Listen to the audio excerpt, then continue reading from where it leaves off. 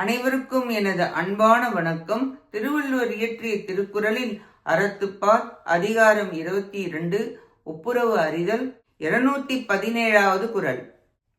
மருந்தாகி தப்பா மரத்த அற்றால் செல்வம் பெருந்தகையான்கண் படின்.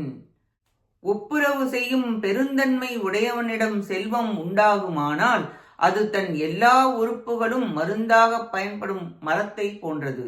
மரம் தனது கிளை இலை முதலியவை முறித்தும் பறித்தும் தனது வருத்தத்தை நோக்காமல் நோய் உள்ளவனது நோயை மருந்து தந்து தீர்ப்பது போல பெருந்தகையானிடம் உள்ள செல்வம் வருந்துபவனுக்கு உதவி செய்து அவன் குறைகளை தீர்க்கும் என்பது பொருள்.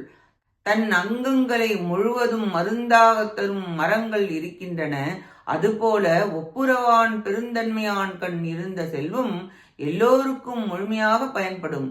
மருந்து என்பது அளவுடன் எடுக்கப்பட வேண்டும்.